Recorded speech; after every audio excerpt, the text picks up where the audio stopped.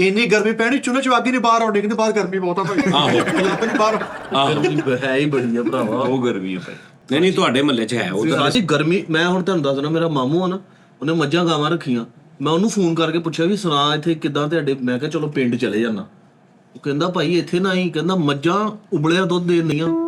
ਆਲੂ, ਹਾਂਜੀ ਅਬਾਲੂ ਦੁੱਧ ਬਾਲਟੀ 'ਚ ਆਉਂਦੇ ਹੀ ਨਾਲ ਤੇ ਮਲਾਈ ਐਡੀ ਮੋਟੀ ਉੱਤੇ ਮਲਾਈ ਜੰਮੀ ਆ।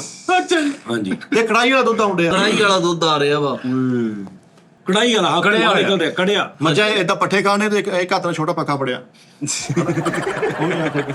ਉੱਥੇ ਤੇ ਲੋਕੀ ਐ ਬਰਫ਼ ਨੂੰ ਹੱਥ ਲਾ ਕੇ ਕਿੰਨਾ ਗਰਮ ਆ।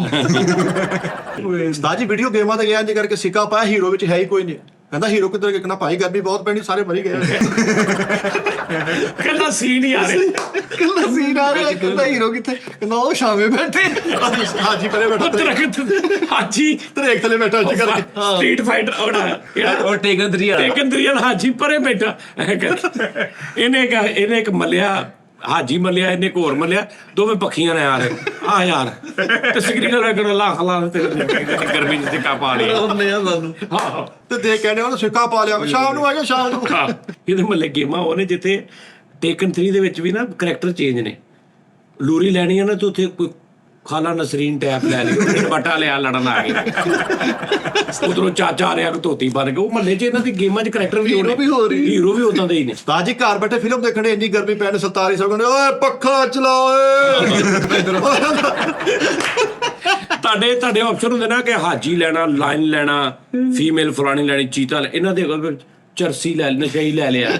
ਉਹ ਆ ਰਿਹਾ ਬਾਬਾ ਜੀ ਤੇ ਨਸ਼ਈ ਸ਼ਾਮ ਨੂੰ ਜਨਨ ਘਰ ਆ ਗਿਆ, ਮਾਰਨੇ ਮੱਲਿਆ ਸੀ ਮੈਨੂੰ ਮੈਨੂੰ ਮੱਲਿਆ ਮੈਂ ਕਿਤੇ ਕੰਮ ਤੇ ਜਾਣ ਤੋਂ ਬੈਠਾ। ਇੰਨੀ ਇਹਨਾਂ ਦੇ ਉਸਤਾਦ ਜੀ ਮਹੱਲੇ ਗਰਮੀ ਪੈਂਦੀ ਆ, ਰਾਤ ਨੂੰ ਵੀ ਧੁੱਪ ਹੀ ਰਹਿੰਦੀ ਉੱਥੇ। ਹਾਂਜੀ, ਇਹ ਜਿਵੇਂ ਉਹ ਨਹੀਂ ਉੱਥੇ 6 ਮਹੀਨੇ ਗਰਮੀ, 6 ਮਹੀਨੇ ਇਹਨਾਂ ਦੇ 6 ਮਹੀਨੇ ਗਰਮੀ ਤੇ 6 ਮਹੀਨੇ ਗਰਮੀ।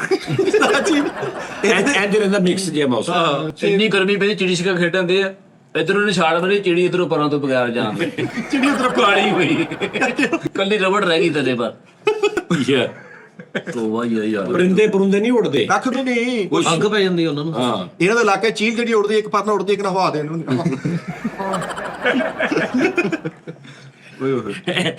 ਉਹ ਐਂਡ ਜੁੜਦੇ ਨਾ ਉਹਦੇ